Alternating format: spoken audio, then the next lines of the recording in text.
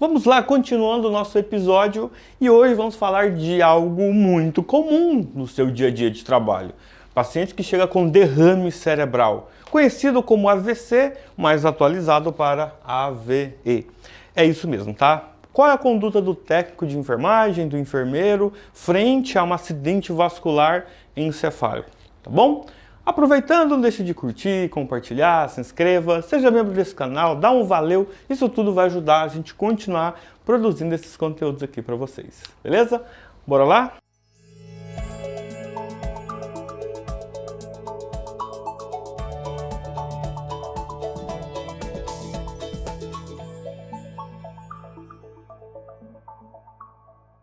Ó, o cara teve um derrame, essa é a forma popular de se falar isso no meio da população. E tá tudo certo.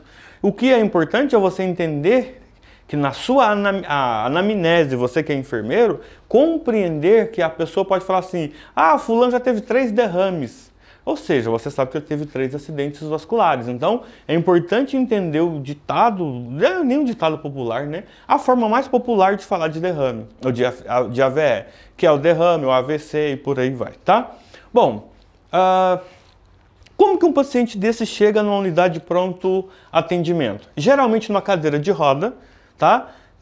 Grande parte vai chegar na cadeira de roda por quê? Geralmente um dos lados, né? Ele pode não estar funcionando, né? Perdeu sensibilidade, perdeu movimento, né? Pode ser uma hemiplegia, hemiparesia e por aí vai. M de metade, né? M com H, não com a letra M, ok? Então, o que a gente tem que levar em consideração? Ele vai chegar na cadeira de roda com a família desesperada. Ou ele pode chegar numa maca pelo SAMU, pelo bombeiro, porque a família acionou o SAMU bombeiro e, enfim, esse paciente chega. Se chega pela família, chega na cadeira de roda, por quê? Eles vão colocar essa vítima dentro de um carro, né? Vão chegar até o hospital e vão solicitar a segurança ali que libera uma cadeira de roda, por isso que ele vai chegar na cadeira de roda. Ok? SAMU e bombeiro vão chegar já amarradinho ali naquela maca de transporte. E claro que o SAMU e bombeiro vai te entregar uma informação importante chamada escala de Cincinnati. Olha, a gente fez a escala de Cincinnati, são 3 avaliações, esse paciente está positivo para AVC ou AVE, tá? E ok, tá? Respeite a conduta dos colegas que atendem lá no APH e no hospital você tem que fazer agora as suas condutas intra-hospitalares, tá? Pergunte para o SAMU bombeiro se, além de aplicar a escala, foi feito mais alguma coisa, se tem mais alguma informação. Quanto mais informações você extrair, vai ser importante, tá? Tudo isso que eu estou falando agora para o enfermeiro, ok? Vamos lá. O paciente então entrou, ou com cadeira de roda, ou com a maca. Você que é técnico de enfermagem, primeiro passo, colocar esse paciente monitorizado. Então tem que estar em um local monitorizado, tá bom? Ó, acidente vascular. Então quer dizer, um vaso desse paciente, houve o que? Um acidente, né? Olha só, houve aqui um acidente e esse acidente aconteceu nesta região, na cabeça do paciente. Quando eu falo na cabeça, eu não posso falar cérebro apenas. Pode ser no cérebro, pode ser no encéfalo, diencéfalo, telencéfalo, tronco, bulbo, por aí vai, né? Cerebelo. Então a gente tem toda a estrutura encefálica. Então eu não falo cérebro por conta disso. Então aconteceu um acidente e eu preciso agora pensar como ajudar esse paciente. Então você não pode ignorar um paciente desse e colocar ele em qualquer lugar. Esse paciente precisa obrigatoriamente de ser monitorizado. Até porque isso aqui é uma suspeita, tá? Isso daqui é uma suspeita. Então o paciente chegou com hemiplegia, hemiparesia, não consegue andar na cadeira de roda, chegou com um histórico de Cincinnati pelo SAMU bombeiro, então a gente está suspeitando que este paciente está com uma AVE, um AVC. Então é uma suspeita, só isso, uma suspeita, tá? Até que a gente prove o contrário, é uma suspeita, tá? Ou até que a gente prove que realmente é um acidente vascular encefálico. Então vamos lá. Você que é técnico, o que você vai fazer? Monitorizar esse paciente, pode sim fazer um acesso venoso nesse paciente, precisa hidratar esse paciente? Cara, só para vamos pensar bem, Deixa do jeito que tá, pode fazer salinizado, deixa o médico pedir, mas tanto faz, só se o paciente chegar desidratado, alguma coisa assim. Então, fazer um acesso vai ser importante. Agora, se vai ser salinizado ou com algum soro para pingar um pouquinho ali para manter a veia, né, uma hidrataçãozinha leve, depende muito. A coisa mais importante que agora tem que ser feita, além da monitorização como um todo, eletrodos, né, verificar os dados do paciente, é verificar a glicemia. Então você que está me ouvindo agora, se você é enfermeiro, espero que lá tenha escala de LAPS, tá? Los Angeles Pre-Hospital Stroke, tá? É uma escalinha, stroke screen.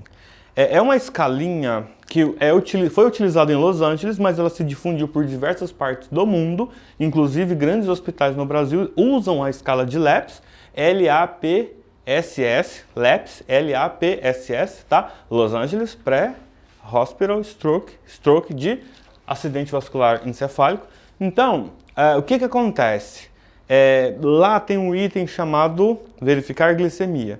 Se essa glicemia estiver fora do padrão que está lá na escalinha de LAPS, não é que a gente descarta o AVC, a gente trata para ver se o paciente volta. Você sabia que um paciente que está com uma glicemia bem baixa, digamos que 30 miligramas por decilitro, ele pode ter as mesmas características de um paciente que está tendo um AVC, mas não é um AVC, é uma hipoglicemia. E quando você trata a glicemia, o cara fica normal, não tem nada. Então, regra número 1, verificar a glicemia.